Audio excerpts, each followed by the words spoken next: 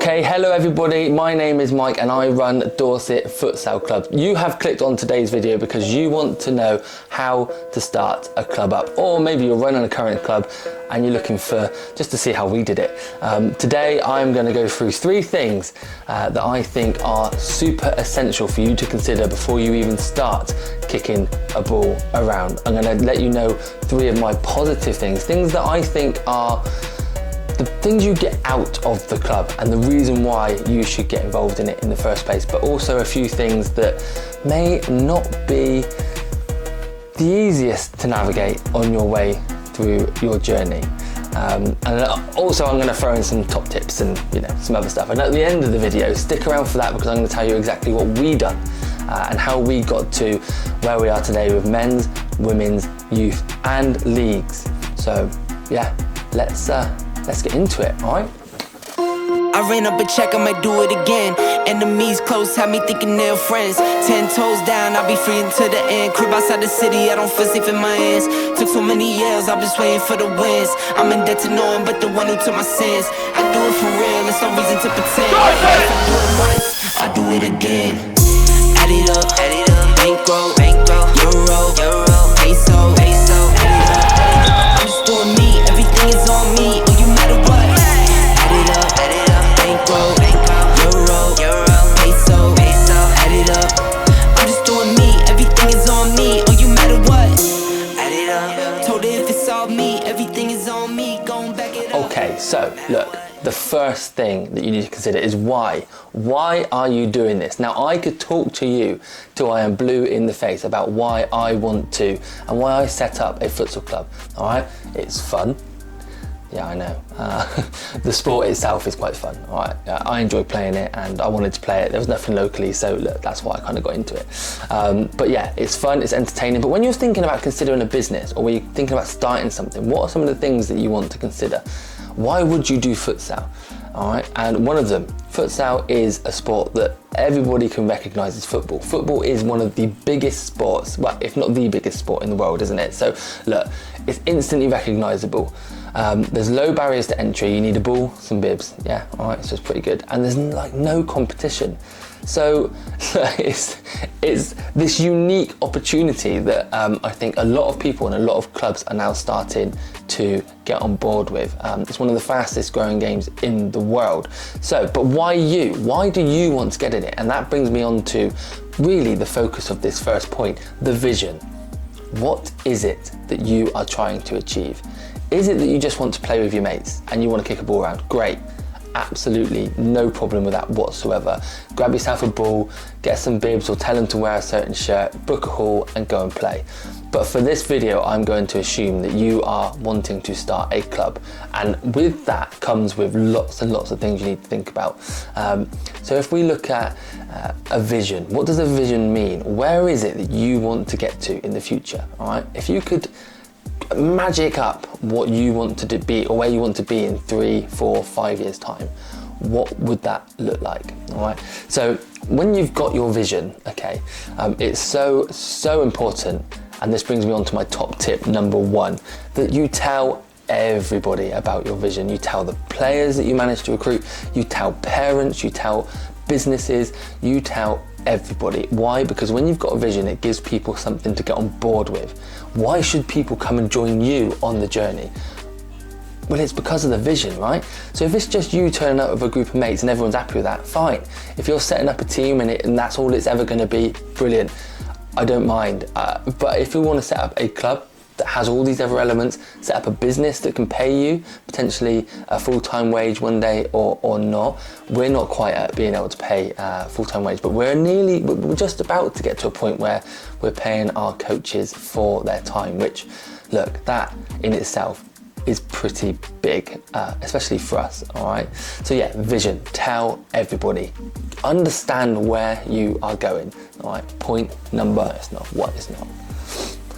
Okay, now, when considering your vision, all right, you also have to be realistic about the impacts that that's going to have on your time.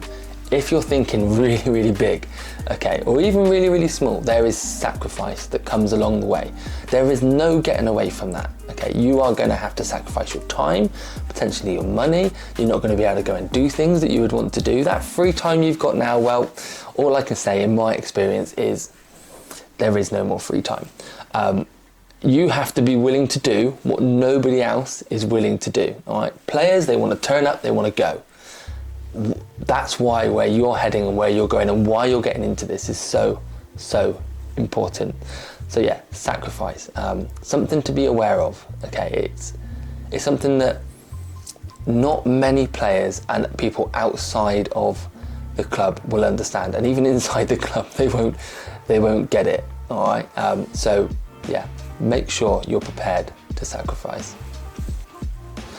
All right, but it's not all doom and gloom, okay? So you've got your vision, you've got your sacrifice, you're prepared for all of that, all right? One of the positives that you are definitely gonna see is it grow. You're gonna see players coming in, kids playing, women playing, youth playing. I said youth playing, kids playing. Men playing, you're going to be getting results, you're going to be winning, all right? You're going to see all those smiles, and you're going to see player development, coaches develop, you know, depending on what your vision and what your plan is, seeing that come to life, that is one of the biggest rewards you can get. And it doesn't take long, all right? It takes a lot of time, a lot of effort, but it is worth it. And you should absolutely take those moments where people are laughing, smiling, the banter, all of that, that is why you do this, all right? Or one of the reasons you do this anyway. Don't overlook that. Enjoy that, because you need something to keep you motivated and to keep you going, and that is one of them. So that was my first positive point about running a futsal club. Okay, so now on to major point 2, okay, all right, the practicalities. What do you need to do to make your vision? You're prepared, you've got your vision, you're sacrificing, you're seeing the positive stuff, or you're prepared for the positive stuff. What do you need to do to make that happen, all right? Well, it can be quite simple. You need some balls, you need some players, you need some bibs, all right? That's the fundamental part. But then behind all of that, there is a lot of things to consider, all right? Affiliation to the FA. Are you entering a league? Are you? You know, affiliation to the FA. Have you got your public liability insurance? Are you preparing enough money in the club to have kits? You know, all these things come into it, all right? What about business relationships? Do you need a sponsor? Have you got those relationships ongoing? All the practicalities, venues, you know, be an expert in your whole area so that if you need a hall one day, you know where to go, all right? That's so important. And that brings me on to top tip number 2, all right? There's lots of numbers going around here, but this is top tip number 2, finances. This can be a difficult conversation to have with some players. We all know the type of players that don't want to pay any money for anything, right?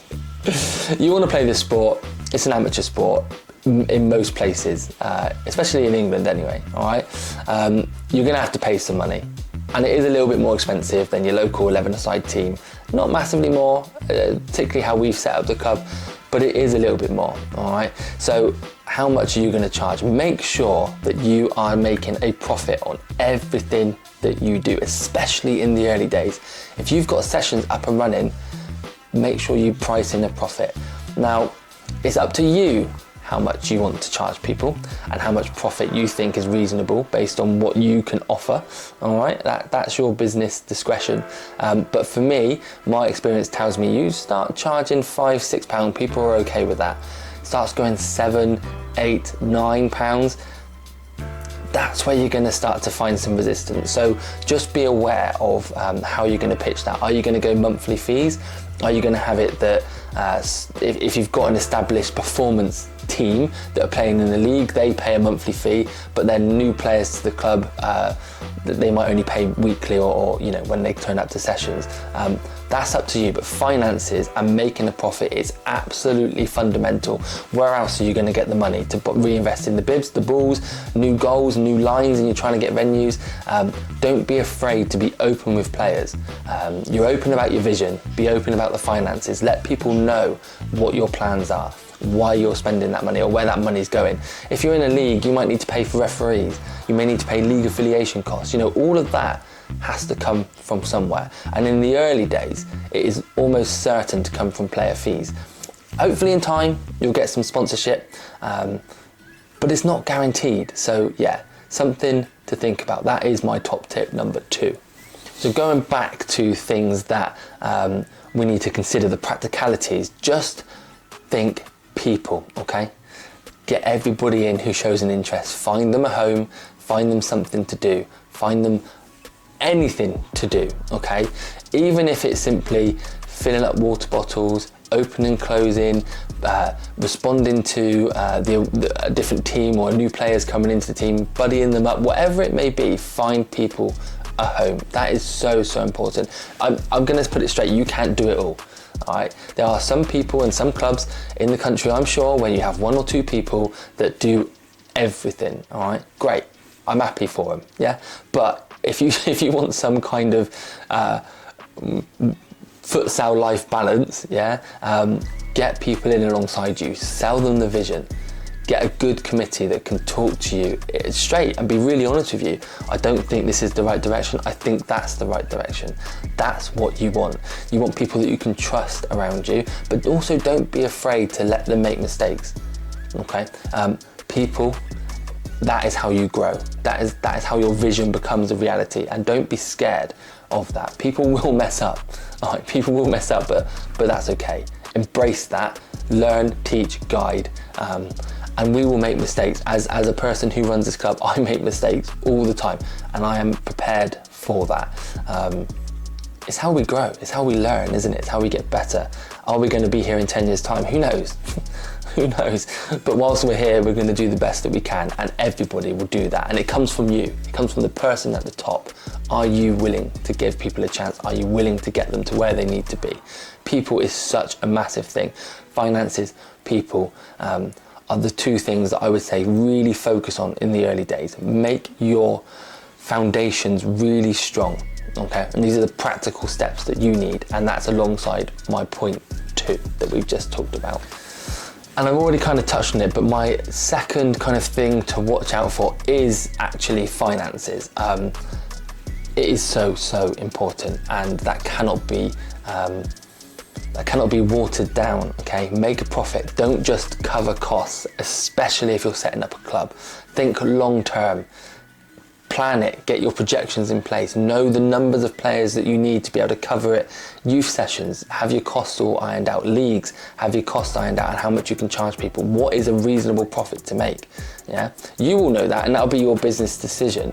I can talk to you in maybe different videos about how we do it in our club here at Dorset Futsal, but for you need to have all of those costs down, have spreadsheets for everything. Make sure you know your costs. Do not let that be a pitfall. I suppose that's maybe common business sense, I guess, but actually without getting that right, nothing else will follow. What about when players get fines? Who's paying for that? Is it the club? Is it not? All right, all these things. What about if the club gets fined? You need that money. So yes, it's a practical thing, but it's also a really, really important point and something you should not worry about, but definitely be mindful of. But, and it's important, okay, finances, yes, we've talked about it till we're blue in the face already, but there is positives that come from getting your financial plan right. You can reward people for their time. You can start paying people for their time. And this is something that we're just about to start doing at Dorset Futsal. Most youth football clubs rely on parents to step up to coach their team, etc., etc. If you get the financial basis right in your futsal club, you will be able to start paying your youth coaches. And at Dorset Futsal, we are just about to start doing that. And that is a massive milestone for us. We've got the financial element right. It's well balanced so that parents are happy to pay it. And because of that, because we've got that right and because we're quite open, we're now able to pay people for their time, which hopefully means they'll be more invested, they'll be more consistent, more reliable, and we can start then looking at, okay, now we've got the right people and the consistency involved, now how do we push them forward? What training courses can we pay them to go on? And that's super, super important. Just because you're paying somebody doesn't mean you don't invest in them. courses, development, all that sort of stuff then starts to come into it as well. So yeah, that is a positive. Pay people when you can. Okay, so now I'm going to talk to you about my final big kind of point for you, all right? And that is, don't overthink it. There is so many more things I haven't talked about already in this video that I could easily go into a lot more depth. This is just a quick start kind of guide, some initial thoughts, and maybe we can do some more videos to develop it. Post in the comments if you've got any particular questions. But number 3, and the biggest one of the main kind of thoughts that I've got for you, is do not overthink it. Look, get your mates together, start posting in Facebook groups, get players involved, and start playing. Let that snowball process start. Start small, grow it as you go. Have your plan, have your vision, yeah, all of that stuff. But that can also evolve over time. It doesn't have to happen straight away. It can take 3, 5, 10 years. Or you could look to try and do it really, really fast because you're trying to make a business that pays you. Whatever it may be, don't overthink it and start playing as soon as you can. Just get going. My final negative thought for you. So this is negative or things to worry about or things to consider 3. Okay. Everybody and everything in futsal is unreliable. It is unreliable, and it doesn't matter how robust you think your processes are. Venues will cancel on you, players will let you down, people will let you down, you will let yourself down at times when you're absolutely knackered and you can't get that one thing done you had to do. Futsal is renowned for being unreliable, and the sooner you come to terms with that, the easier it will be to manage those situations when things don't go as you hoped they would. You know, it could be that the Friday before a fixture on the Sunday or the Saturday, a venue messages you saying, sorry, the roof's leaking and we can't get you in on the next day. Therefore, you then got to contact the league. The away team will try and drastically find another venue. You may even get fined for it. I'd hope not, but you might do. Or you may have 30 players that turn up because a venue's been cancelled, you haven't seen the email, and then you turned up and actually nobody's there to open the door. It's happened to me. It has a few times. So, you know, let's just remember unreliability. Be open, own it, and just move on. All right, just crack on. It will happen again. Nothing you can do will ever stop it, unless you own your own venue. But even then things will happen, won't they? So that is my 3rd things to consider or worry about kind of bracket. But look, we're going to end on this note, and that is that futsal, this is positive number 3, being in a league, being competitive, seeing players grow, people grow, not just the club, but individuals, seeing them grow, seeing you win your first game, you score your first goal, players score their first goal, hat tricks, you know, all those sort of things, clean sheets, goalkeepers making unreal saves, and you think, how have they done that? That is like one of the main positives about running a futsal club, those moments that you all share together, and that's different to seeing the club grow. It's the moments within that are incredible. So that is my 3rd one. And just to say that you'll be absolutely exhausted and you'll be doing a training session late on a Friday night and a goalkeeper will make an unreal save and you'll just be like, what? And all of a sudden you're like, yes, I'm happy to be here. You get straight back in it again and realise why you're there. So yeah, that's the 3rd positive point. Okay, so look, I've talked loads about some of the things that I think are important. There's going to be loads that I've missed. Going to be absolutely loads. I completely accept that. But what did we do here at Dorset Futsal Club? How did we get to 18 months, 2 years in now, and we've got women's, men's, youth, and a local league running? And it's quite simple in many ways. 2 years ago, I was asked by somebody who used to run a club locally, Mike, can we start doing futsal sessions again? And it was just to kick about between mates, get together, score some goals, and just, yeah, see what happens. The problem is at that time, as I said to, it was Ben at the time, I said to him, yeah, but if I get involved, we do it properly. And we do it as a club, and I want youth, I want women's, I want everything. I want leagues. I want to grow it as if it's a business. Okay, I want futsal in Dorset to absolutely thrive. And so we started, and we just got 10, 15 people together, kept advertising, kept building. And then, do you remember when I said people are unreliable? And Ben knows that he is unreliable. A few months in, he's decided, nah, I don't want to do it. We were just planning to enter the National League. We thought, right, we're going for it. We've got a stable group here. Numbers are looking good. They're consistent. Let's get into it. And I had a crossroads moment. I either kind of stopped it all, or I decided, actually, no, let's go for it. And that's what I decided. I was like, no, we've done a lot of hard work here. The players are expecting us to go to the National League. We are going to go. And we did. And we did.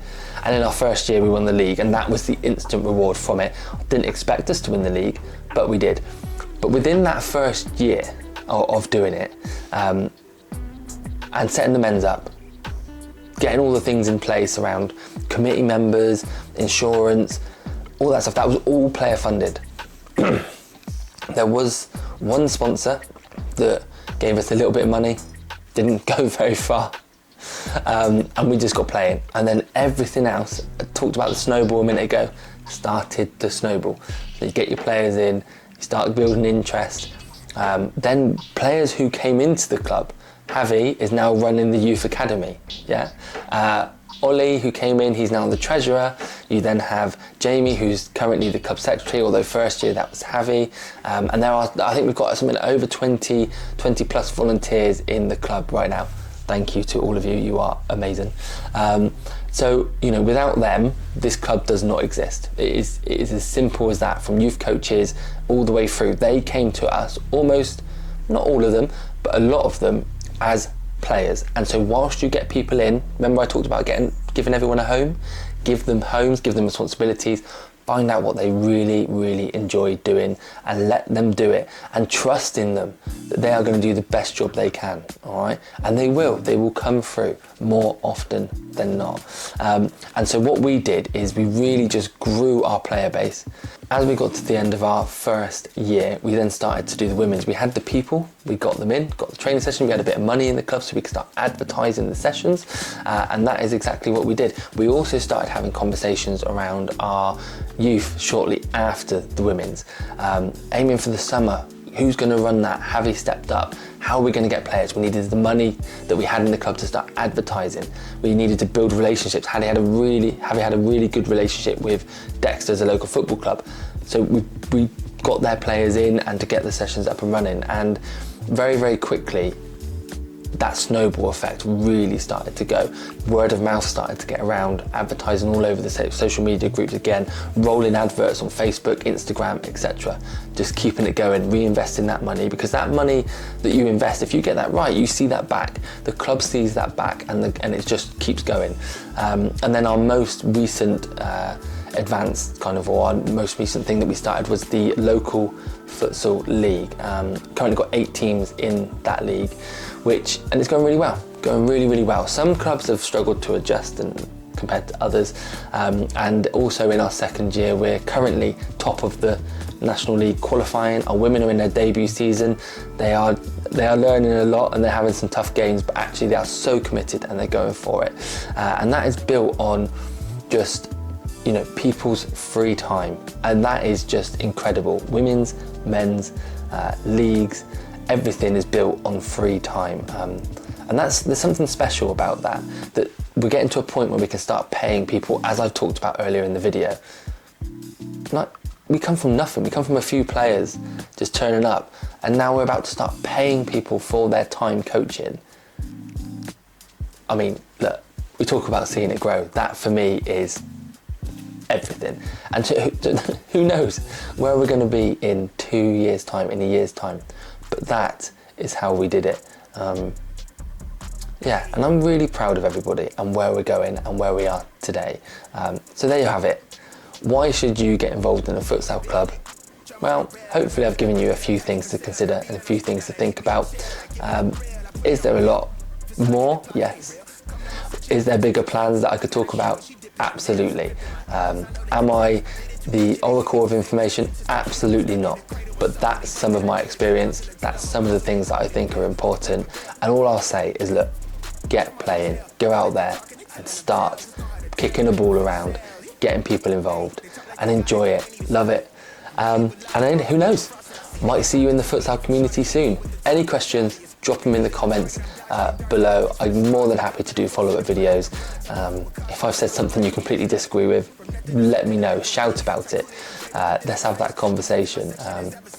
Yeah, in it for the win, I guess, or something. I don't know. Now, look, let's end the video. Appreciate you stopping around. If you're still here, drop up the dorssss in the comments, and I will see you on the next how-to series of whatever it may look like. Peace out.